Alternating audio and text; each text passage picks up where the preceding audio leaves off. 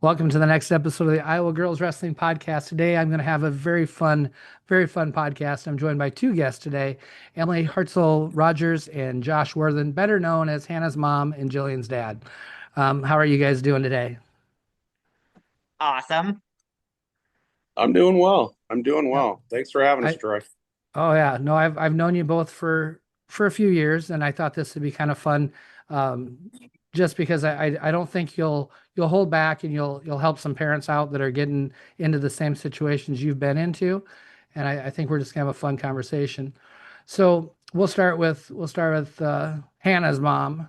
What gives you a qualifications to be a wrestling mom and um, an expert today? Well, I was an all-state basketball player, an all-state softball player, and D1 college softball player, so I was completely unqualified to be a wrestling mom. However, my children made different decisions for me. So I was able to learn from some veterans as the kids grew up, and as girls wrestling took off, I had an adventurous daughter who said, "If I don't try it, I'll never know." She actually started as her brother's practice partner in school club, and that was because they were the same size.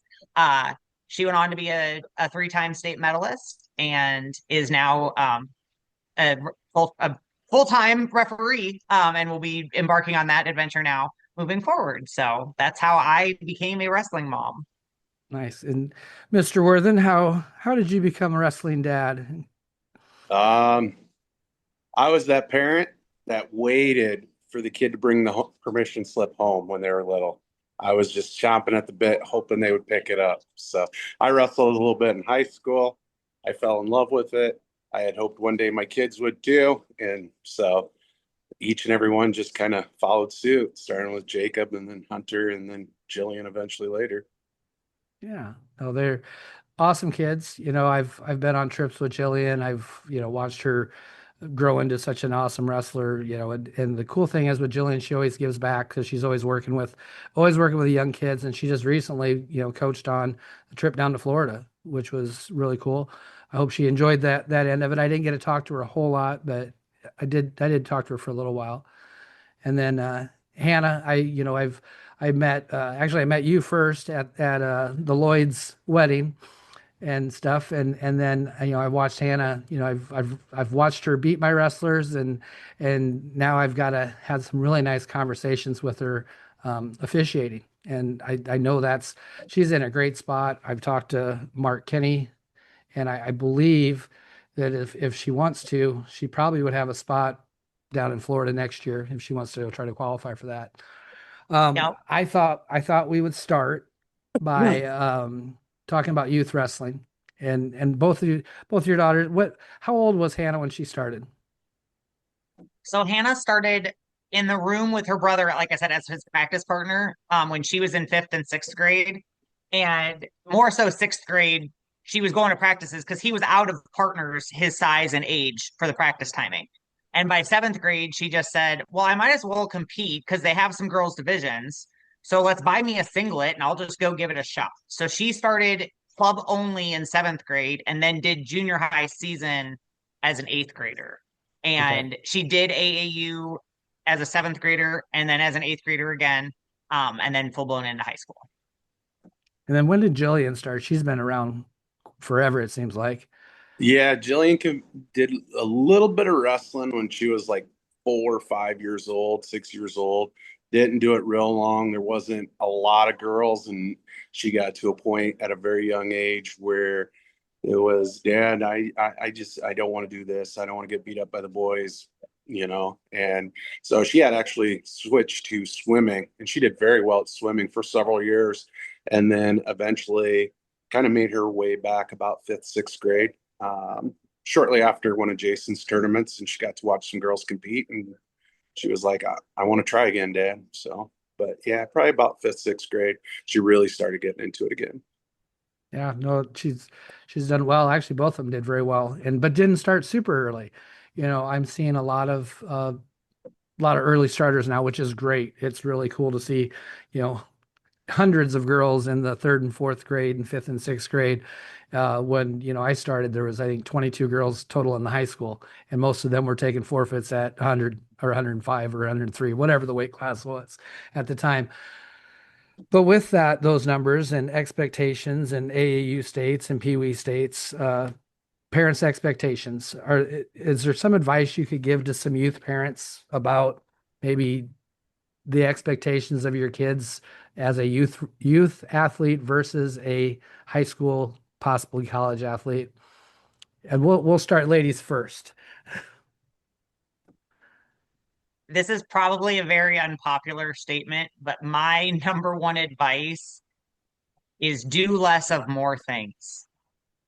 So what I mean by that is keep it seasonal until they are at puberty. I truly feel, and this is for all sports, keep it seasonal. You are not going to lose anything as a 10-year-old because you are not wrestling year round. You are not going to lose any physical skill or mental acuity in baseball because you are not throwing a baseball year round or softball or volleyball or whatever. Do less of more things. And in my family's instance, that worked out. Hannah played basketball. Hannah was a very talented shooter, and she had a little bit of her mom's hustle and aggression. Um, fifth and sixth grade basketball were a blast, and it was a very short season. We did a little bit, and that she was helping her brother in the wrestling room. She was keeping it seasonal. She was keeping it, segmented. Um, like I said, in eighth grade, she said, "Okay, well, if I don't go try junior high wrestling, I won't ever know. I might as well go try it. I can always go back and play basketball." She was not wrong at all. She absolutely found her home on the mat, and which explained why she and her youth softball coach, butted heads. Mike Koss, who is now our head boys wrestling coach in Wilton, he's like, I was coaching her like a softball player. If I coached her like a wrestler, I might have reached her a little different.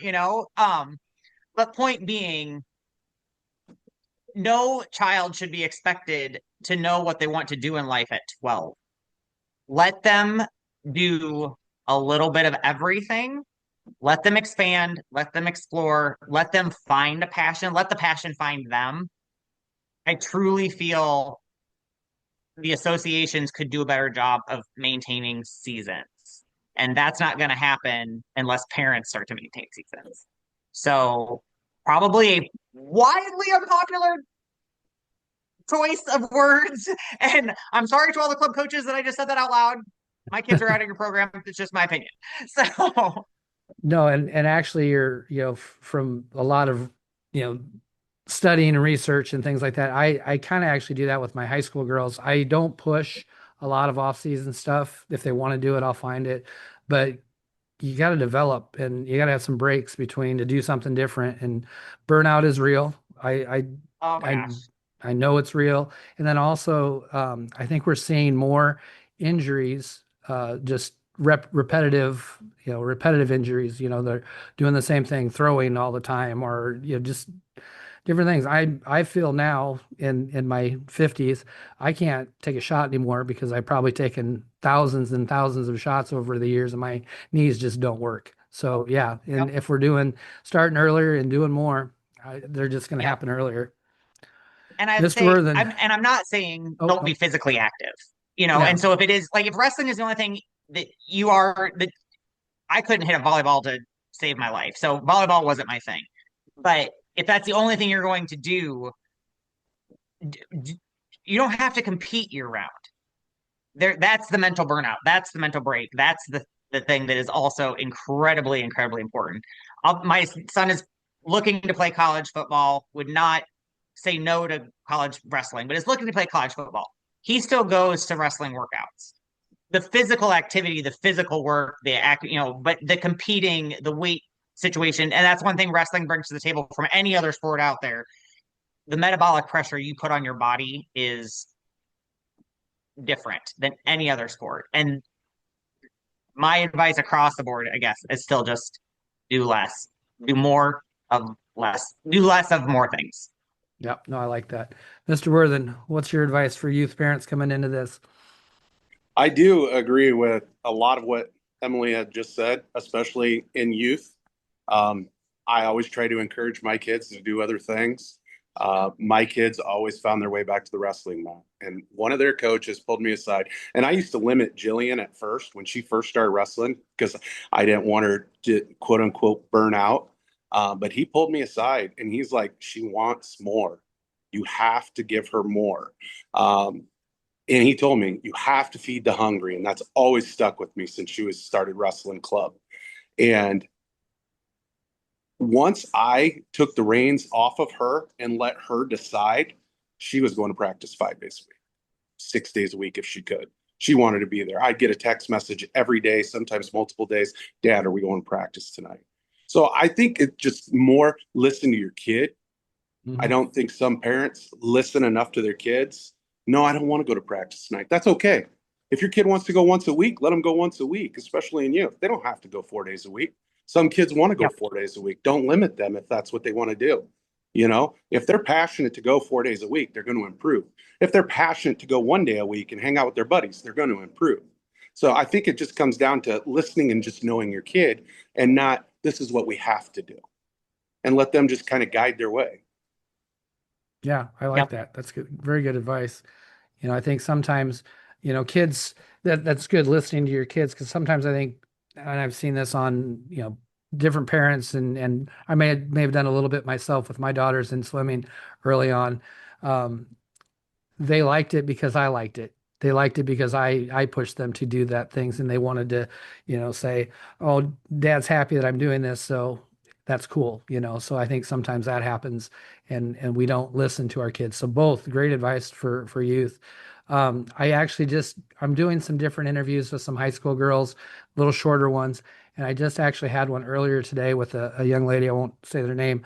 Only been wrestling a couple years, and already has placed at the state tournament and things like that. So um, we know as me as a coach and you as parents of daughters or high level daughters, man, there's going to be somebody that comes out of nowhere that we had no idea who that person was, and then all of a sudden they're beating their or they're beating their top kids or just and it happens more and more in the sport of girls wrestling because people are being introduced to it that weren't introduced to it just a few years ago.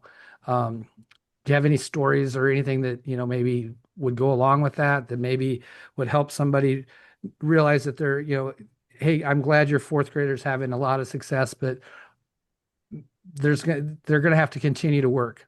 Otherwise, there's going to be someone catches them.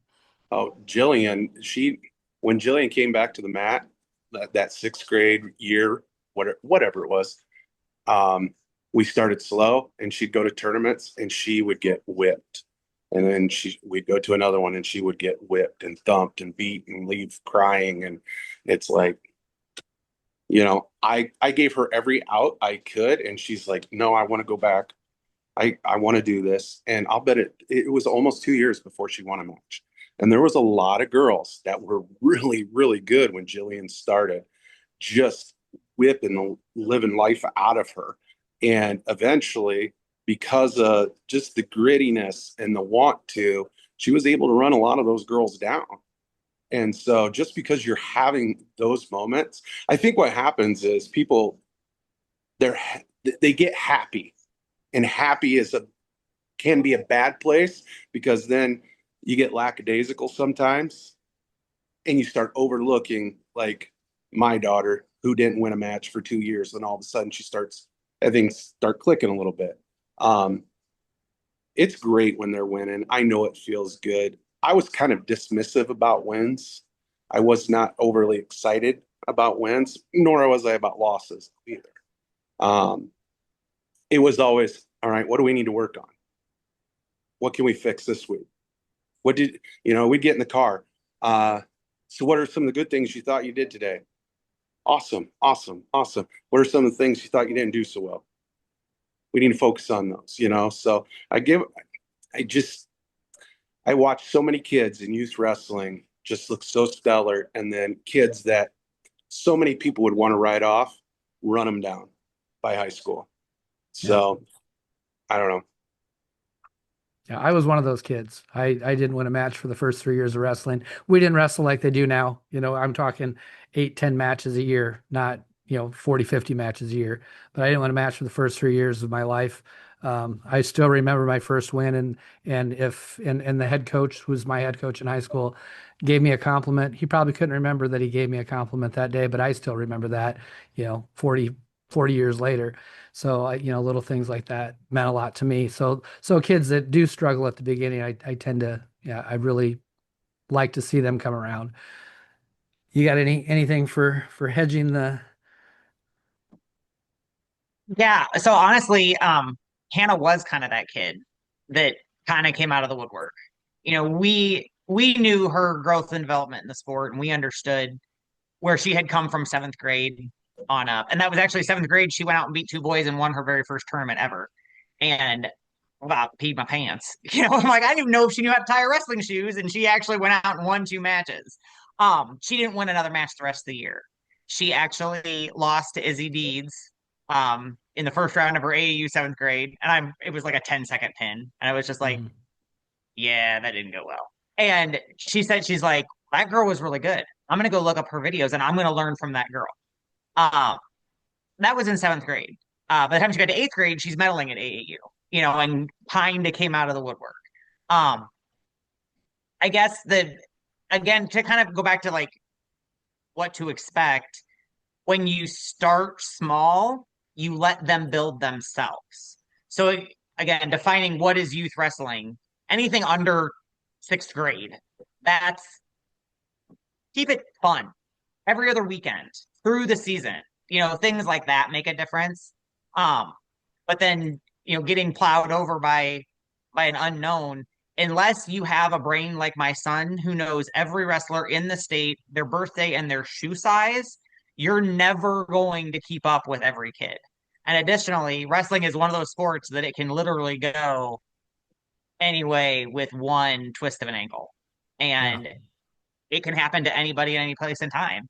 Um, One moment that did define Hannah was we went to the Morning Sun tournament, which is a Friday night tournament.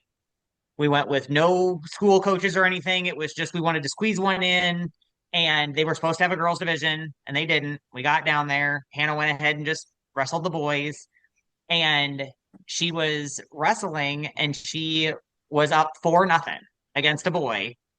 Marty Hill was repping, and she got out muscled. She didn't do anything wrong. She just physically got out strengthened, and she got pinned in the third period. And she's sobbing, and just because she was on such a high, she was doing everything right. And he raised the other kid's hand and he pulled her over and he said, "Don't you stop. You are special. Don't you stop." And she didn't really say many words until we were about halfway home. And she goes, "That ref thinks I could be okay." And so that's the other piece of the like what to expect.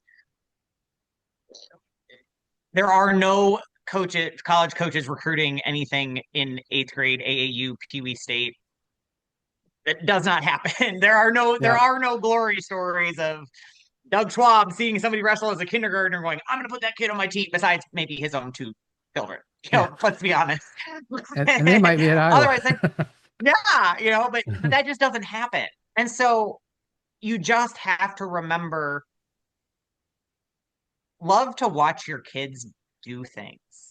There's a poem out there called "I Love to Watch You Play," and keep it real for them as far as this is about your victory.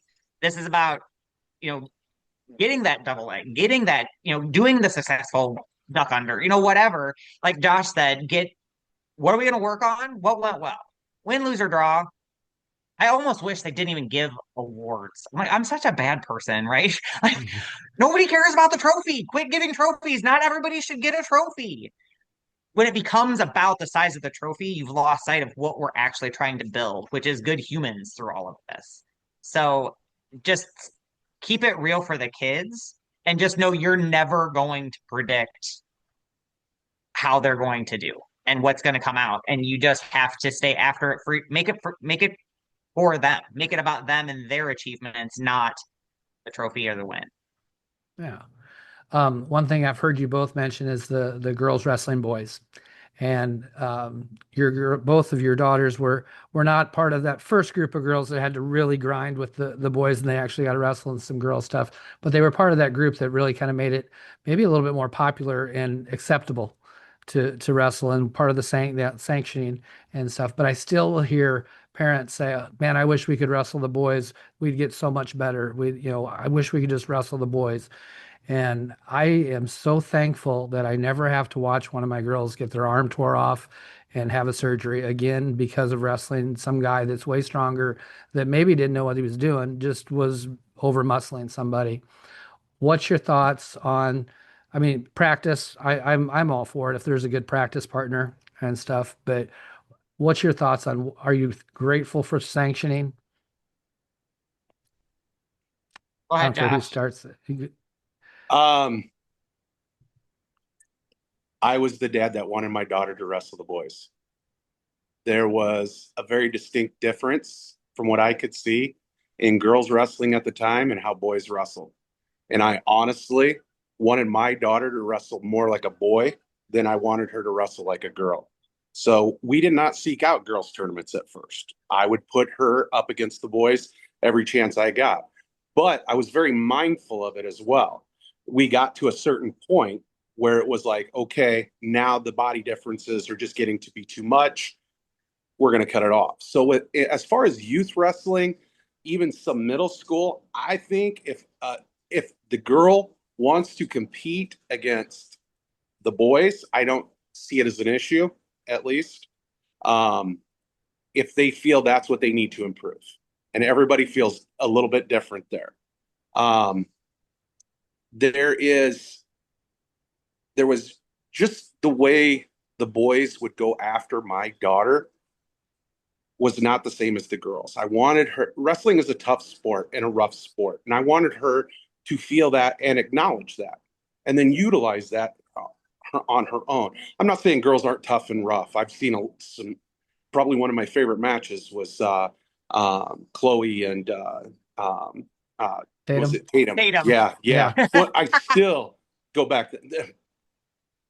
Anybody that's in wrestling needs to watch that match. That was a yeah. grind. So that's not what I'm saying. But at least as when she was learning and growing, I thought it was important to wrestle the boys. And we didn't, there wasn't a lot of girls. There wasn't a lot of girls No. practices. And when Jillian started going to Immortals, I think Lily was there every once in a while. Lily Luck, that was about it. Hmm. That's the only other person we've seen on occasion. So she had to wrestle boys. She had to practice with boys. She had to compete against boys. And I honestly don't know that she would have gotten to where she was if she didn't get that opportunity. Okay. That's I see what I can definitely see what you're saying on there, because I think you're right in that, especially at the time. Um, the way some of these girls are wrestling in second and third grade now, holy crap, I'm not so sure Different anymore. level now. I mean, oh yeah, for sure. Yeah. What's your thoughts on the sanctioning and girls not wrestling the boys anymore? Yep. So, like I said, Hannah Hannah started as her brother's practice partner because he was out of people. So we're like we kind of hit it from a different aspect, and it comes it kind of comes back to just the level of attention that we were afforded and our girls were afforded and what was available. And I think Josh and Hannah and Jillian were both very blessed with what they had around them and the network and the community. And there was some other geographies that didn't have those outlets and resources that were as welcoming or were as understanding. I relate it back to this. What is wrong with boys and girls playing coach pitch t-ball together? Yeah, nothing. Really? We can wear the same color t-shirt and we can run around the bases at the same time. We can all do our duck walks and our candy caning the legs, and we can all learn these things together when they're little. Um, I think boys should not be scared of girls and girls should not be scared of boys. We are all humans and we are all doing physical activities together. I'm the mom that put my son in dance, and he danced until third grade. And we won some competitions because it put him in dance. Boys should not be afraid of girls and girls should not be afraid of boys. I think that puberty mark changes everything. That fifth, sixth grade really starts to change everything. And I think kind of like in baseball and softball is a little different because the rules are different. So, the pitching Yeah. is different. So you hit a barrier in there. I think the same thing happens, but I I can also sit back and go, when I was in high school, our varsity girls basketball team practiced against the JV boys basketball team because they were taller, but we were better than them. So our girls team made our JV boys basketball team better because we were better basketball players than they were. Don't tell anybody I said. I'm being recorded. I just said that out loud. But you do work together. You do feed it off each other. And there's no reason the coaches can't learn from each other and strategize together. And one coach may see one flaw in a kid or one place to improve in a kid or one super strong point they're not using enough. And there's no reason for a harsh, hard, you cannot be in the same wrestling room together. You can, it's still fundamentally the same sport. You can still learn things together. It was time for sanctioning. I'm not, never in a million years would I'd say, no, it wasn't time. I mean, the sanction was the state backing it and supporting it and ensuring it and all of that. And absolutely they jumped on board. I hope they don't have any regrets because it was time for that. Um, and giving those girls the voice to move on and move up. Because the one thing people don't necessarily think about, some of the places some of these girls are coming out of the woodwork for, the karate, the jujitsu, the taekwondo, those girls are coming into this sport because it's a combat sport and they're used to the body contact. And that's giving them an outlet to physically compete in high school that they don't have. That's not just, those sports aren't sanctioned in high school. And so you've got other athletes that are able to penetrate a sport and have high school support and high school physical activity and camaraderie and teamwork. And those were all really super positive things that have come out of it. And not everybody agreed with splitting and doing two classes and blah, blah, blah, blah, blah. Yeah. But I will go walk back to, you're not wearing hair bonnets. Yeah. You have to remember what our girls went through. You're not Oh wearing yeah. hair bonnets. There is no perfect growth or progression path. It's going to be different in every state, and it's going to be different for every geography within your state. Eastern Iowa, Southeast Iowa, Northeast Iowa are very, very different from Northwest Iowa or Central Yeah. Iowa. I believe the state association did an amazing job doing what was best for the long-term growth of the sport. Yeah. If I ran the world, there's a lot of things I'd be doing different. There, I'd change up the boys tournament, and all of that. So there is no perfect for everybody, but it was definitely time to sanction. And I hope that the individual school programs have done a good enough job supporting each other. Because truth be told, there's probably a few high school girls programs that are excelling above their boys programs, Oh yeah. um, as far as My program's successes one of and those. Yeah. accomplishments and all of that. So there's probably I hope those teams can continue to work together, like my high school boys and girls basketball teams together. They collaborated and learned from each other and stole plays and worked on press coverage and all those basketball things that wrestling people know nothing about. I I know how am. to dribble a little bit. I just wanted to add the sanctioning of girls wrestling. I mean, it's those girls so deserve to be celebrated and have that moment. These girls put in so much work. And that is work. Even if you're loving it, it's still work. Wrestling's hard sport. And you got to put in some time and you're sweating and you're bleeding. The only thing I don't like is that complete separation that's happened.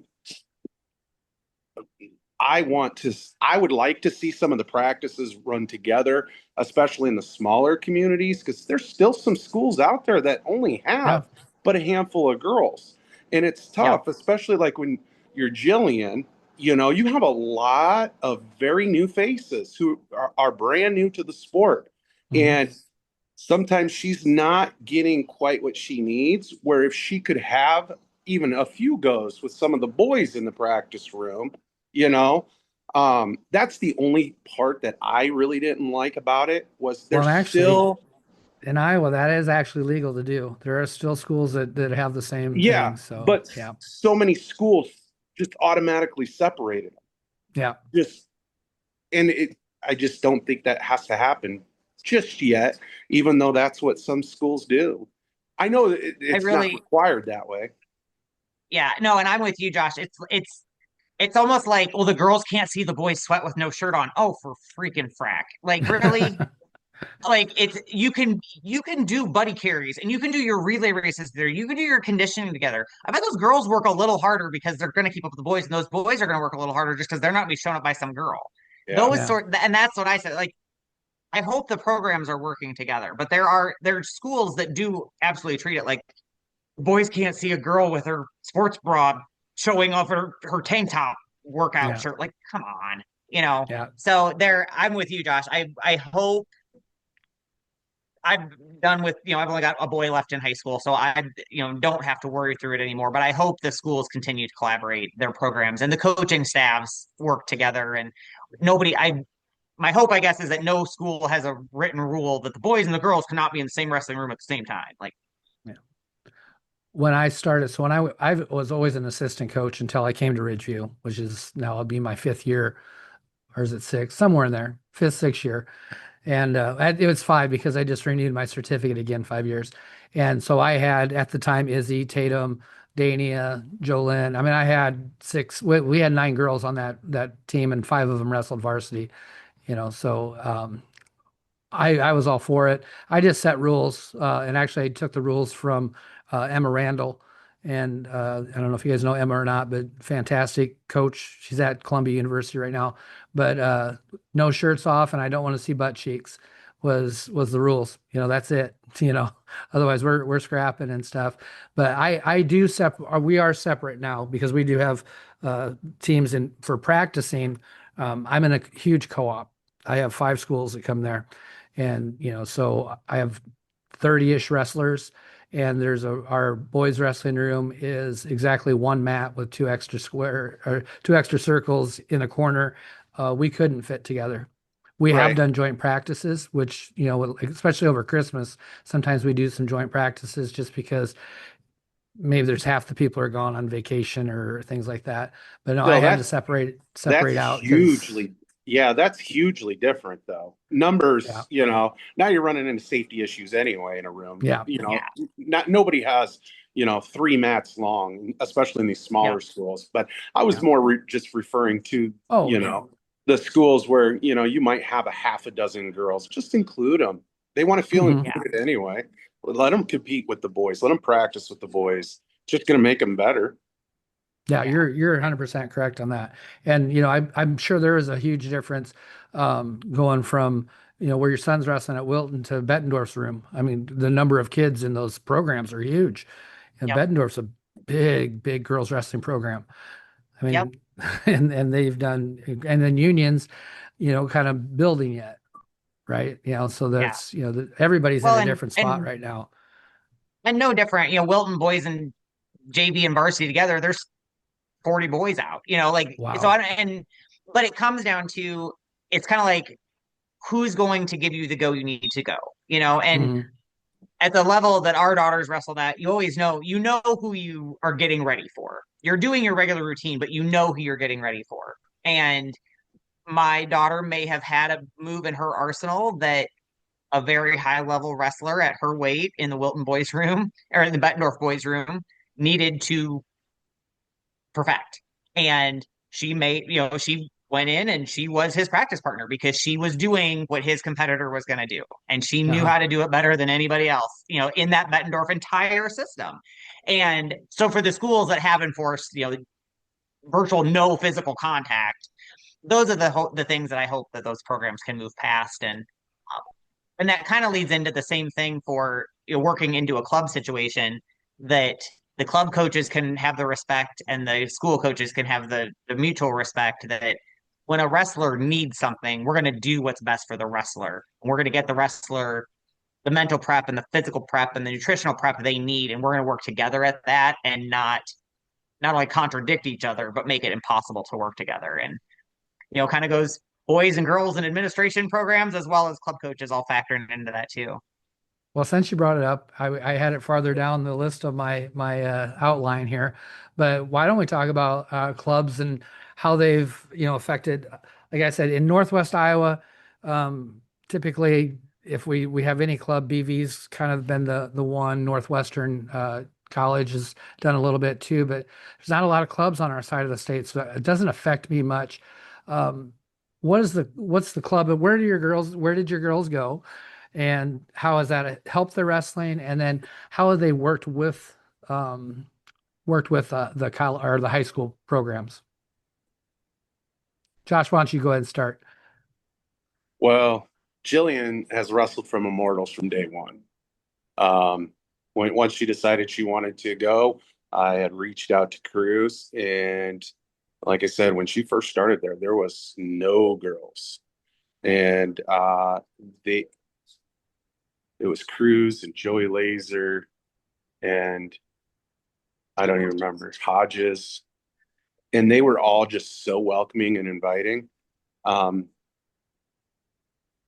they made her feel like a wrestler, not a girl. And that made it very easy for her to want to be there. So I'm eternally grateful to them for that because some clubs, even at that time, and we're later compared to some of the girls that came before Jillian, where, we really don't want girls here. Yeah. There was always a little bit of that. And we never once got that vibe. So we were very lucky there. I think doesn't matter what club we would have ended up with. I think um, there are so many good clubs out there right now. You just have to find the one where you feel comfortable, where you want to be there, and you're going to improve. Doesn't matter which club. Everybody is like, my club's the best club, and I would say that too. But that's any club you go to where you're comfortable, you're having a good time, you have good coaches investing in you, you're going to improve. You're going to improve. It's hard not to improve in those environments. And we're very blessed in the state of Iowa to have so many options across the state. I wish you guys had more out in Western. Yeah, I Um, think they're coming, but we just don't. They're slow coming. and it's nice too because you start building that camaraderie with some of these other athletes from the other schools. So you start going to wrestling meets, and you'll see girls, and especially early when there wasn't huge numbers on some of these teams. Girls warming up together from other schools and things like that. So you're building friendships. You're all working together. You're finding like-minded people. It's it's I don't think it's necessary, but I think you need to find a supplement somewhere, especially this day and age, whether it is 1 day a week, 4 days a week, whatever fits your schedule. Um, we were very lucky with our school too. Bart is like one of the most open-minded coaches. He didn't give a shit what you were doing, where you're going. If you were wrestling, he really didn't care. As long as you're improving in wrestling, he didn't care. If you want to go to Hmm. big game, go to big game. You want to go to Immortals. He was never, you have to go here. This is where our team goes. None of that stuff. And they just, he knew it was a supplement. Bart was a wrestler. He's got kids that wrestles. He knows. Um, we've been very blessed like that. Yeah, and I can say as a high school coach, I welcome club coaches because I cannot possibly in that hour and a half to 2 hours of practice get to all 25, 30 of the kids, find that one little thing that they're missing so that any of those extra little things are just awesome to have. And I just, I hear different things from different coaches around the state. I'm pretty well networked in this state with most of the girls coaches, and I just hear about different things that happen in different clubs and stuff. Sometimes there's a little overlap, and they don't always get along.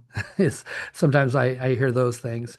But what was Hannah's experience club in high school? So she, like I said, she started at the Wilton Wrestling Club, which is not affiliated with the school, but just held, kind of through the Yep. school. And uh, had started there. And there's another association in our town of Wilton, and called PAC 732. And she got some extra even from club time just in junior high to there because the junior high season is appropriately short, I will say. Yeah. Yeah. But doing AAU and all of that, she did spend some time at both practices. And once she got into high school, that's when Samantha Siebel was part of the community. She wasn't in her junior high years.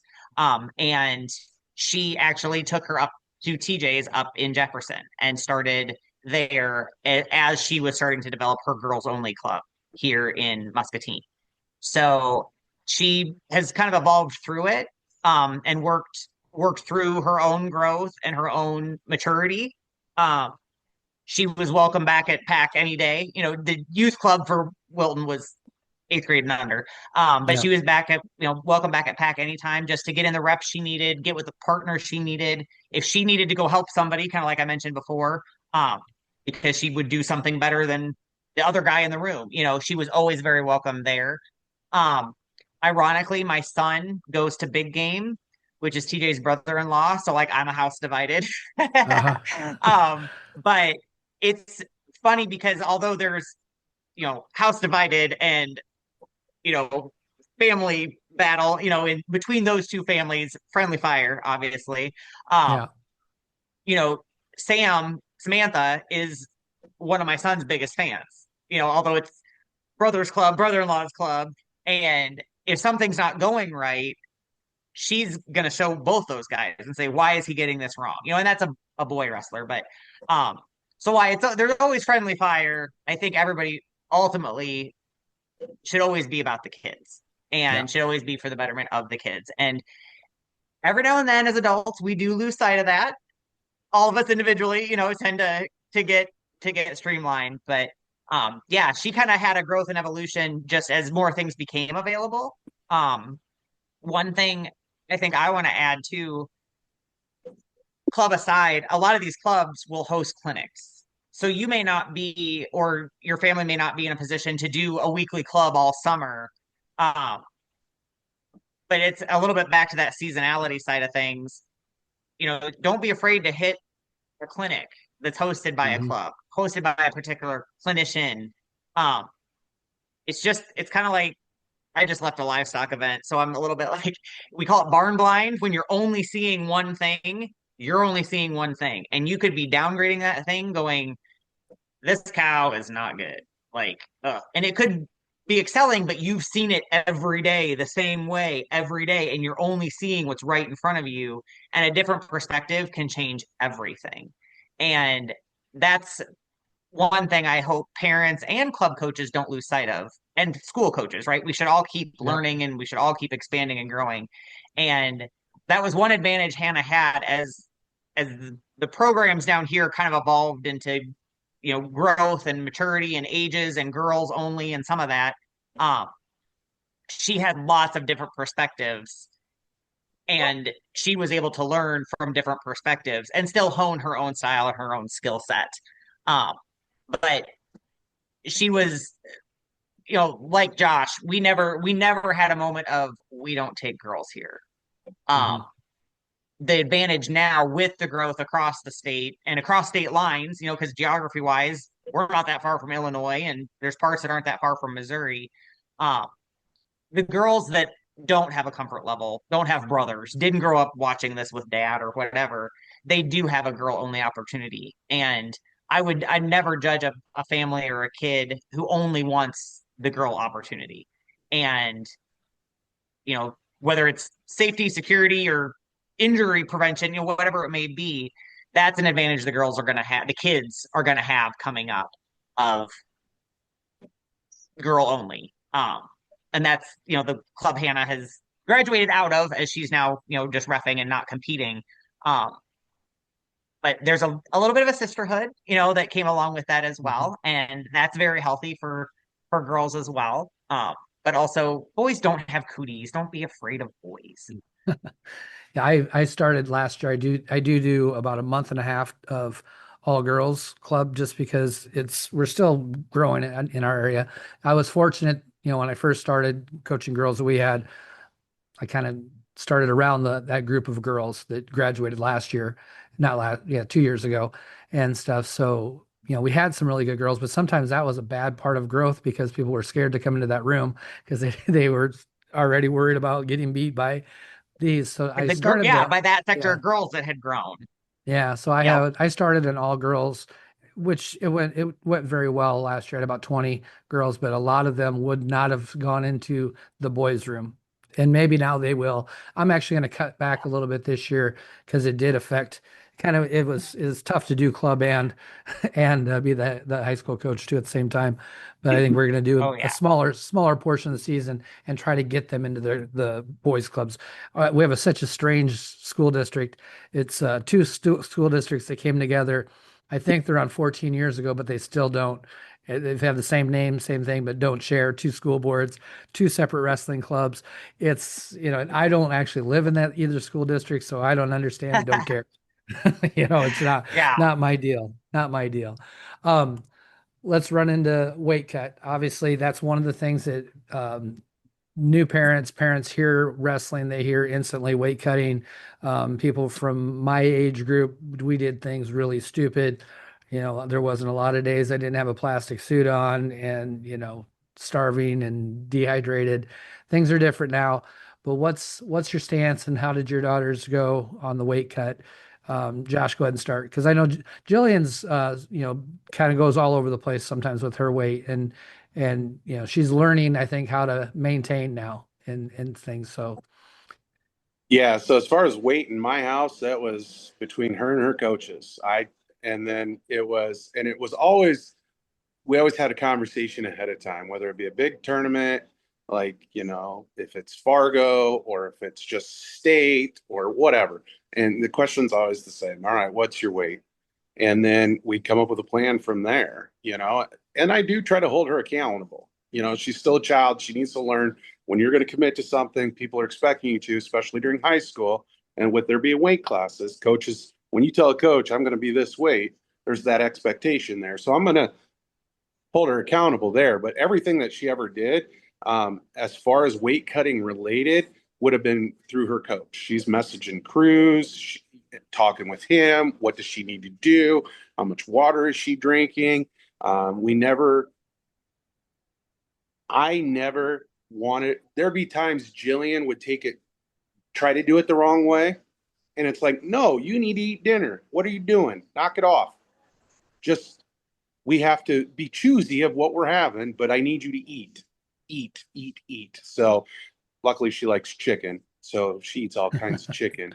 But I think as far as weight cutting goes, I don't think there's a real place for it until you get high school level. I think anything youth related, knock that off. She rolled in so many tournaments fat and happy. I used to take 100 tournaments like preseason nationals. And there was one time I remember I gave him an oatmeal cream pie. I said, go stand in the weigh-in lines with this. And he's like, really? And he started laughing. He was rolling in fat and happy. And he'd see kids in there crying and sad. And he'd be standing there smiling with his little Debbie cake, nibbling on it. You know, it's like if anything else, it'll drive somebody crazy and you'll feel good. yeah. So I think as far as youth goes, I don't think there's really a place for it. I think once you get into high school and you're taking it a little more seriously, if you're guided properly, there's ways to do it, and do it right and healthy. And I don't, it's not a bad thing unless you're a third grader and you're getting ready for AAU state. You think you got to go down 10, 12, 15 pounds. Yeah, that'd No. be Yeah. no, wouldn't recommend that. I know I stick to about one our preseason weigh-in or the certification weigh. I usually one more weight class down from where you're at is about all we ever do. Just because I don't, as a coach, I don't want to have to worry about it. Honestly, Yeah. I want to make sure everybody's making weight. I don't really care otherwise. But how did Hannah handle weight cuts and stuff? I mean, she's about the same, Yep. stayed in that 120, 125, pretty much all high school, didn't she? Yeah, her freshman year she was 110 and then 120, 125, is where she wrestled all the way through. There's a the thing I want parents to understand is one, it's not like, I mean, I'm only 29, so just ask my son how old I am. I'm only 29. It's not like when we were in high school where a guy would do a 30-pound cut in a week, wrestle one weight on a Monday and wrestle one weight on a Thursday.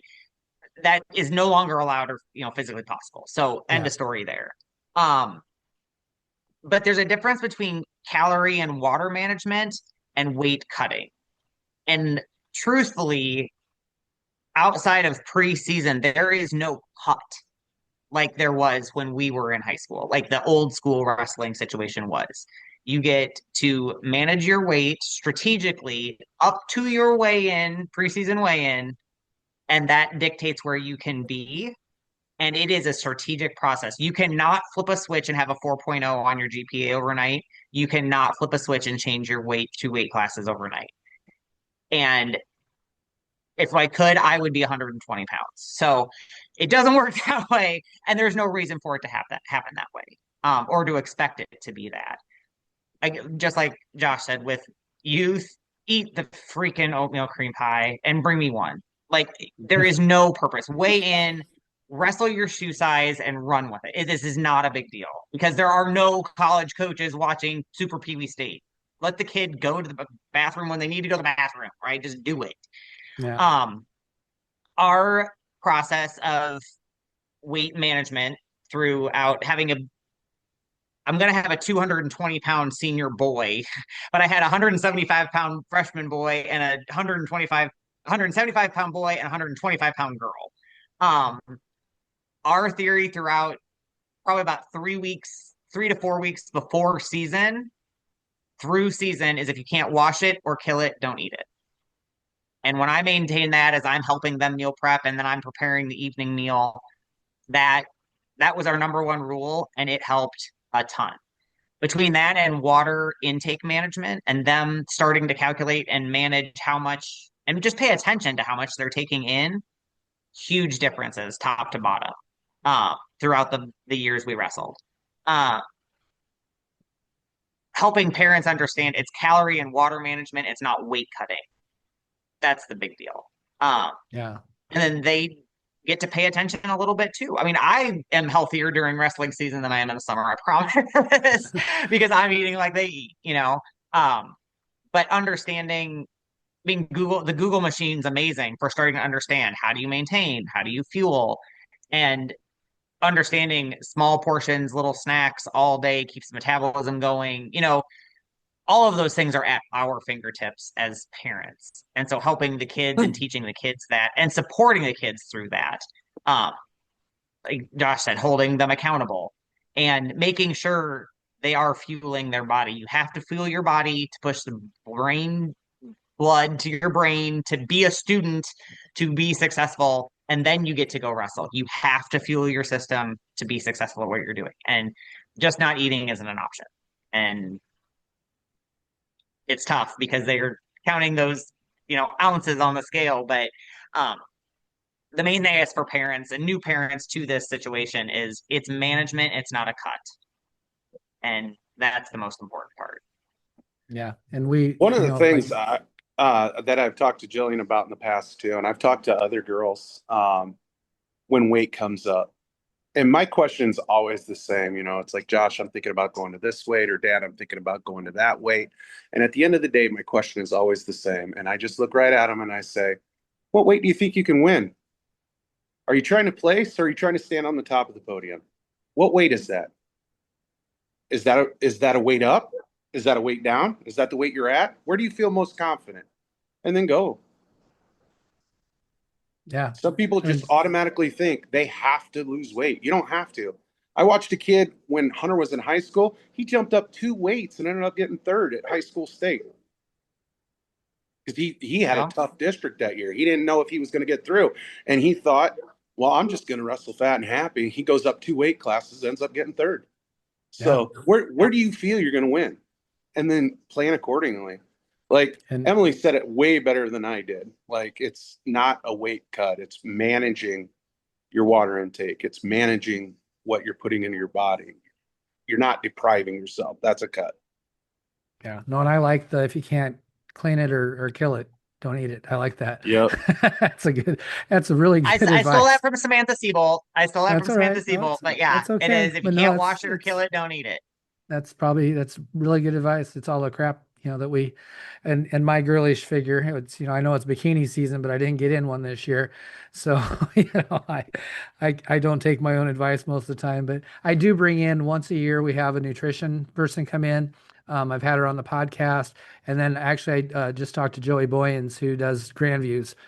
Him and his wife do Grandview stuff. He's going to come on and talk about nutrition and things like that too. So yeah, it's different. We when I wrestled and Josh wrestled, we weighed in the morning and wrestled at 5, 6 o'clock at night. Mountain Dew and a Snicker bar was all right for breakfast then. You Yep. can't do Yeah. that and wrestle an hour later. That doesn't work. No, and the difference I've got is Duder's fueling now. He's on a 4,500 calorie diet, and I'm like, I can't get you 36 eggs a day, which is the 250 grams of protein he's supposed to eat. It's like we've totally flipped a switch to where he's headed. And so it's a totally different mentality. But he has learned enough and taught himself enough about the calorie management and nutritional management that he is tracking it. And there are apps and all sorts of crap we didn't have when I was 29 in high school. Yeah. So it can be done so responsibly. And us as parents, I mean, I've learned a ton about it through them and because of them. And I'm way healthier now, even as Hannah's done wrestling, than I was when we started the process, just because I've learned about the calorie management and water intake as well. Gotcha. So both your daughters, well, Jillian's on her way to Grandview next year, and Hannah went to Simpson. Found out that maybe college wrestling wasn't for her, which is great. I think I said this, I don't know if it was before we started, but I had always pushed girls kind of into it because wow, there's scholarships available. There's 22 schools in Iowa that would love to have you, even if you weren't that great. And then I've found throughout some of that man, I think I was doing the wrong thing. I think maybe here's some options for you, but you got to do what's best for you. Um, we'll start with Hannah because her story is a little bit different. And then we'll see where Jillian's, what went in the recruiting process. Maybe even talk about the recruiting process for both of you, and just so parents are understanding what that is all about. Um, so Hannah, when she was 9, she was going to be a veterinarian, be a college softball player, and be a part-time dance teacher when she was 9. Yep. Now we're going to be a nurse and we're a wrestling referee. Like who knows where they went, where they're going, and where they're going to take us all. Um, she really did love the college softball idea. She loved the game of softball. She was very good at softball. Um, our family made a different decision regarding softball, specifically in Iowa, because it's in the summer, and our involvement with livestock projects and our Angus cattle operation. She could not dedicate the time to the livestock projects and softball and advance her freestyle wrestling like she wanted. It was impossible to do it all. And so she made the decision to stop playing softball. The freestyle wrestling got better and the livestock projects went further. So you got to make choices. You can't do it all. She never really found a true comfort level with freestyle wrestling. And she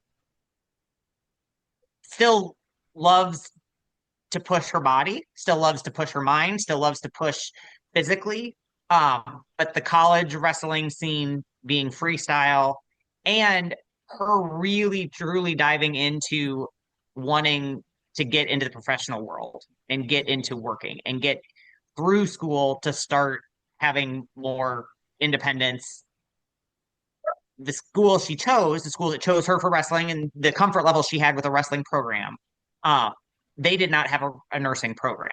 So she was going to spend 4 years at college to possibly wrestle and then have to work towards her nursing piece. And she made a very emotional decision, but the decision that her love of competing on the wrestling mat was not as deep as her passion to become a nurse and to pursue her referee. And so she chose to not participate or not push any further in the college wrestling. Um, I hate the phrase where it says wrestling really is for everybody because it's not. Let's be freaking honest. This sport is not for everybody. Um, and being a college athlete is not for everybody. I did it 2 seasons. I've had my fill. Um, I had a lot of fun my third year of college playing slow pitch beer league softball. I got to go, whoa. A couple things that happened for me personally. I picked a college I wanted to go to college at. They let me play softball there. I learned a lot. I also learned that was not my style of softball. Um, Hannah kind of ended up mimicking that path. She picked a college that she wanted to go to. They wanted her to wrestle. It was good. Freestyle wrestling was not her style of wrestling, and it was not her love and passion. And she made the decision to step away.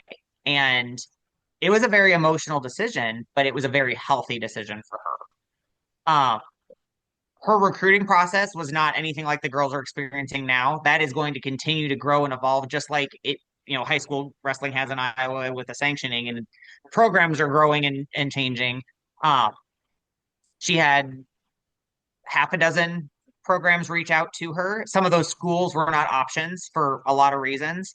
Um, she went on 3 tours and she found the school she was comfortable with, the coaching staff she was comfortable with, and the progress she wanted to make as she pursued her adult career. That was where she had a comfort level. Um, she was, like I said, Simpson didn't have a nursing program, but they had a health and exercise science program, and so she was going to build on those two things together. Um, Mhm. that that just shifted and changed. So she made a little bit of an adjustment and has moved on from that, but has expounded and grown with with the refereeing side of things, and is truly loving that. She's working at the university as a patient care tech now, and is really found her calling there. So it was bittersweet to see her hang up the singlet type, type moment, but she didn't move to Guam and take up underwater basket weaving, so we're fine. Yeah. We're good. We're on a good, healthy path. She doesn't have any regrets. I've asked her, and as her brother's going through his own recruiting process, I asked, "Do you have any regrets?" And she's just like, "No, because I tried it. I gave it a fair shake. Nobody did anything wrong. There wasn't a problem with anybody or anything. I just matured through and did not need to have my hand raised anymore. She still works out. She still pushes her body. She's still doing those things, doing a little bit of, coaching, clinicking, things like that. Still loves that, but just decided the need to get the hand raised wasn't there and has matured through." Yeah. And Josh, I remember Jillian a few years back wrote a very nice letter to the University of Northern Iowa about girls wrestling and women's wrestling. Still don't have a program there, but how has her recruiting process gone? Um, it was fun. She's actually sitting right here. Is she? Hey, Jill, how's it going? It was fun. It was always nice when I'd come home from work and all of a sudden she'd come running from downstairs. Dad, another coach called me or another coach texted me, and then it was always, I don't know what to say. And so we kind of worked through it together, and it's like, well, I can't respond, but how do you feel? What are your thoughts? Do you like this school? Could you imagine yourself living in another state far away? All questions you have to ask yourself. And so that part was definitely cool. We took a few trips and we looked at a few different things. At the end of the day, Jillian doesn't know what she wants to do, but she does know she wants to wrestle. Okay. I was there. Believe me, I And was she there. wants to compete. And so I don't know that she has a path career-wise that she's chosen just yet, which is fine. I told her she's got a year to kind of figure stuff out anyway or two, because you got all those gen eds you got to knock out anyway.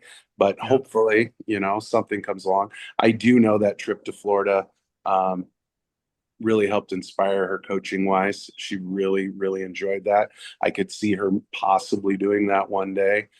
So I've encouraged her maybe to look into teaching, exercise science, different things like that, where she can still be around the sport if that's something she does love. Um, yeah, just the recruiting process has actually been really fun. I don't know. I really don't have too much to say on it. I'm glad she finally decided on where she wanted to go. It took her a little bit. There was definitely a lot of thought that went into it. She talked to a lot of different coaches, trying to figure out what she wants to do. And She didn't know. Yeah, there was time a spot where she wasn't even sure she wanted to go wrestle for a college. She was looking the RTC route, and we were talking about that potentially. And um, she talked about, just maybe even taking a gap year and wrestling unattached and just hitting some of the opens this next year. So it took her a little bit, and then she finally settled in. Grandview, I think at the end of the day was an easy choice for her because, you had put on some practices years ago. She's familiar with those rooms. We pop in there. We met Baez years ago and she's done some camps there. And I just think that was the more natural fit for her with as far as some of the girls that are there and things like that. I think there was just a comfort level that kind of swayed her that way. Um, Nothing specific. Like it wasn't like she had a lot of really great opportunities, and I don't. Again, just blessed and thankful for the opportunity she's given, and hopefully she makes the best of it. We'll see. She's excited. Yeah, no, Grandview is great. I've known those coaches since the day they walked in the door. Actually, I was there.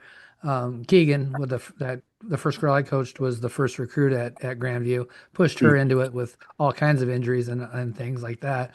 But that was before Kinsey was even hired, and that Mm. was when Mitchell was there. So anytime I could be around Nick Mitchell and hear him talk, man, I was ready to go wrestle for Nick Mitchell, and I had probably 20 years on him. So. No, I think that's a great opportunity to go there. I know sometimes wrestling, you've both said it, wrestling is a tough sport, really hard. Um, there's a lot of losses. Well, not neither one have a lot of losses to deal with, but we learn mostly from the losses and things. Is there some advice? I've seen some parents, and not either one of you, but I've seen parents that don't handle a child's loss very well, and they don't know that that's what we actually grow from and stuff. Is there some things that you did with your kids to help them figure out that that's actually how you learn and grow in this sport? Either Let one of them you, cry. let them cry. Let them cry. I was I was the Wilton Wrestling Club VP for a while, and uh, you'd watch, the new parents would come in and they'd have a 4-year-old who can't tie their own wrestling shoes and they're mad because they're crying on the mat. Let them cry. And that translates to college, high school, all of that. Don't let them throw a temper tantrum. There's no throwing of headgear. That is not allowed. But you have to let them get it. And it is not your loss. Living vicariously through your children, it is not your loss. You can be heartbroken for them, but you cannot be mad because they lost. Because no college scholarships are handed out in elementary school. Yeah, It's fine. And how can it, like Josh started off, how can we get better from this? What went wrong? Okay, let's not make that mistake again. Um, but we've just asked them to go out and do something physically combative, head to head with 300 people watching, and it didn't go their way. And they were giving everything they had and getting choked out in the process and scared to death they were going to die. This happens at the high school level. Let them cry.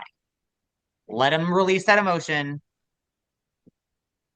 and don't take their loss personally because it wasn't your loss. good advice. I might, be guilty of not always handling things the best a time or two. That's But why yeah, they have Crown, right? that's what Uh, Mr. Worthen, how about you? And then I have one fun question for you, and then we'll call it a night. Um, I think it starts back in youth wrestling. Yeah, that's where you start learning how to lose. Um, we were talking about those kids that come out and they're just winning, winning, winning. Just to kind of circle back around to that, I guess if your kid's winning, winning, winning, first and foremost, you better be taking them somewhere else because you don't want them winning, winning, winning. Everybody needs to learn how to lose. One of the things I've always told my kids, how you walk on the mat is how you walk off. I'm all for the crying, being upset, but you're not going to do it on the mat. You go find a stairwell, you go find a back room. I don't care where it is. You walk off the same way you walk on. I don't care how devastating it is. And I know that's hard sometimes. Jillian suffered that her junior year. She had a not real great state tournament that year and did not finish the way she wanted to. And there was a lot of people cheering against her. And I had prepared her because I knew she was, up there. I knew her head was up there and I had to have her ready. I knew it was going to be a tough tournament that year. And I just kept telling her, how you walk on is how you walk off. I don't care who you're wrestling. And so after she lost to Destiny, out of everything that she's ever done, I was most proud after that match of my daughter than any other win she's ever had while she wrestled. She stood up, she shook Destiny's hand, patted her on the back, walked off just like she walked on, found a room and cried, came up to me, and I put my arms around her, and all I said is, I'm sorry. That's it. That's all you can do. Just hug them, apologize. Sometimes you don't even have to say anything. Um, they're already beating themselves up after that loss. They don't need somebody else to come down on them. They need a hug. They need ice cream. They need to go out for pizza and just let them feel bad. And then once they're ready, then you can have that conversation of, what do we need to do? Why did it happen that way? Is there something you could have done different? Another thing I used to always tell my kids after they lost, and even when Hunter used to take losses really bad, and I'm like, you got it. You're looking at it all wrong. That person went out of their way today to show you where you need work. You need to look at that and acknowledge that. That's where you need to work. And as long as you fix that, I don't see that happening again. Jillian was the same way. And so we go work on that. I know one time you asked Jillian, how is she so well at making adjustments? Because we're always making adjustments. We're always talking about what could we have done different in the moment. Oh, this happened. Next time I'm going to do this. So we're always looking, how do we make that adjustment so that we don't feel like that again? Yeah, well, that's really good. Because I remember I've been on trips with Jillian where I think it was the Junior Olympics when we went out to North Carolina. Russell's a really good wrestler.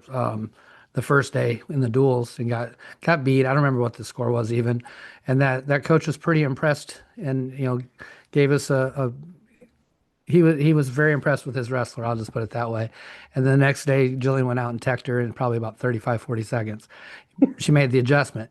She found a different way and stuff. She wasn't upset about the loss, but she did figure out how to beat her by one day later. So, yeah. And in that match against Destiny, those are hard things for me because I know Jillian, I've coached Jillian, I'm friends with her, but I have my athlete out there too. So sometimes those matches are difficult for me, but I knew walking over there because I think I was on Tatum's mat and I went, oh, no, it wasn't even Tatum. I don't remember exactly what it was.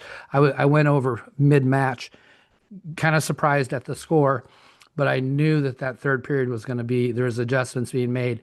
And I think that match ended up being 11-10 after like a big deficit to start. So I Yeah. knew, from watching Jillian and things like that. So, yeah,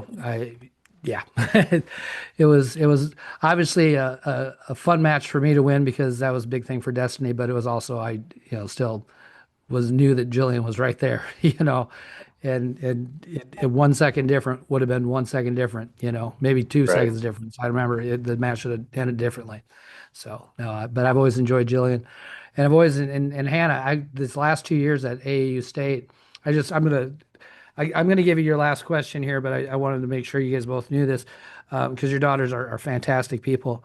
Last 2 years at AAU State, I've had the opportunity to sit down with Hannah because I get to walk around in the middle, and she is learning. Man, she's a good official, and she does such a fantastic job of controlling the mat at her age, and I can't give her much advice, but I did talk to her after a match that a coach kind of got on her, and I did talk to her this year about, man, she made the right call because in her mind it was a safety issue, and I hope that helped her, and I think she's talked to me about that afterwards too.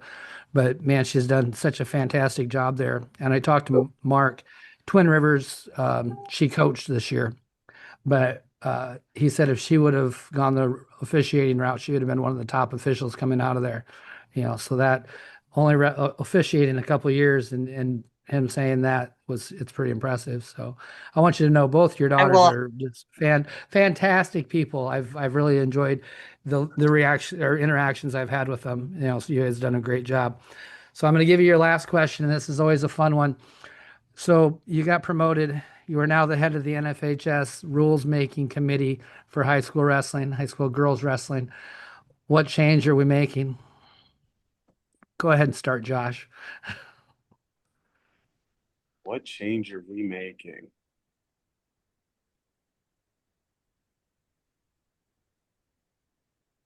Hmm. No, that's your change. Get out of here, girl. Jillian says freestyle. She wants it freestyle. That, clearly, that's not an option. If it was, that'd be great. But that's not an option, and that's fine with me.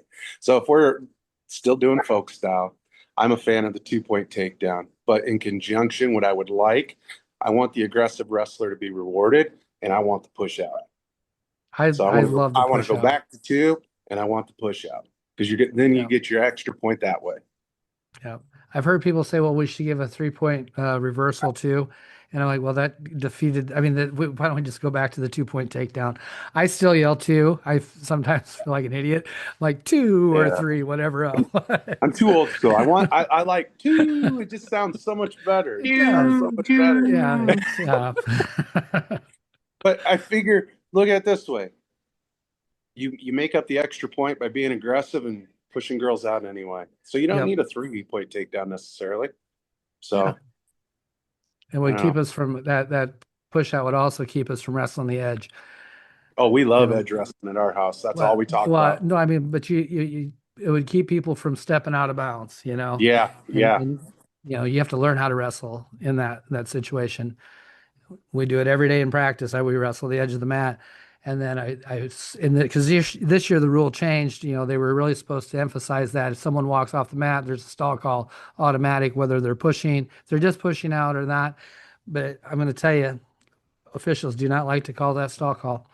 And about mid-season, that I end up getting 2 warnings for not. I didn't care that it was I could call one of them. I don't care. Make the call. Yeah. So, but all right, Ellie, what's the rule change? What are you changing about girls wrestling? So I would be a fan of the push out point as well. I would honestly thinking through like how this translates to freestyle, I'd be a fan of neutral starts as well. Um, referee's position is fine. I get it. But the push out point and the neutral start um would would do some things, would help some coaches progress differently into the freestyle process, and working on bottom is something you have to do, but starting on bottom is different than working on the bottom. So Yep. I mean, that's a personal preference, but the number one change that needs to happen is there is no light color below the waist on girls singlets. Please, ever. Let's talk about Yes. oh my Jesus, Lord in heaven. For the love of Yes. power, quit putting light colors on girls' butts, please. Thank you. Well, I'm not even a fan for the boys having white singlets. I absolutely hate, I hate the white singlet There's myself. there's some pieces of project, but I will. That's one thing I guess junior high on up parents need to understand. You're gonna have a bloody singlet situation. There are girls. There's no getting around it. You are men. I am the girl in the room saying you're gonna have it. Be prepared for it. It's embarrassing. Be proactive about it. And parents and coaches need to have the conversation with the families and the girls prior to the season starting on how they're going to prepare for these things. And I've seen some referees so amazingly tactfully handle situations. No parent or coach has ever argued with what referees allowed to happen and be done and everything Yep. else. And it's awful, but the more we can prevent it by not putting white, yellow, pink, light powder blue on the bottom of girls' singlets, it would be better off. Furthermore, just include a pair of spandex with the damn uniform. Just have them put an extra layer on. It's not Yeah. going to hurt anybody. The singlets, the Nike singlets actually have a built-in underwear and bra. I Extra wish brief, I could yeah, afford. I wish our school could afford those because that's what I would buy. the extra ones. Not for weigh-ins We took though. off the hair bonnets. Let's add underbriefs and make it Yeah. extra layers. Yes. Um, Either of you have any final thoughts for the day before we move on? Any great words of wisdom for all those new parents out there or anybody? One thing with my kids when they were little, especially, and they were starting out, the one thing I used to say is serious, but not too serious. Yes, you're going to be working hard. Yes, you're going to be competing, but at the end of the day, whatever happens, it's not what's defining you. Serious, but not too serious. Like it. And I guess my, you know, never forget to love to watch them play. And no, we don't play wrestling. That's not what I'm saying. But never forget to love watching them be them. Don't make it about you. Don't make it about the coach. Don't make it about the trophy. Love to watch your kids be them and make sure they know you love to watch them be them. Yeah, Very good because advice. by the time it's all said and done, if you just love it and let them guide you and let them lead the way, they're gonna probably hit everything that you would hope they would ever hit, or they're gonna come super, super close. But you gotta let them do it. Absolutely exceed your expectations. Like I said, Yeah, Hannah was going to be a veterinarian, a dance teacher, and a college softball player. yeah. It'll exceed my expectations. Yeah. I still don't know what I want to be when I grow up, so we'll figure it out sooner or later. But no, I've Do I have to enjoyed our grow up? convers I know. There's no reason to. There's no reason to. No, I appreciate you both you guys for coming on because you get good perspective, and I knew that you would just tell it how it is, and I really do appreciate that. Great kids. You've raised good kids, so I'm really proud of everything you guys have done too, and thank you for everything you've done for the sport of wrestling because you both have contributed, and both of your daughters have contributed a lot to making Iowa girls wrestling as great as it is. So. I appreciate it. I'm going to hit the stop button on the record, and that's probably when a funner conversation will happen anyway. If I can find my mouse, there we go.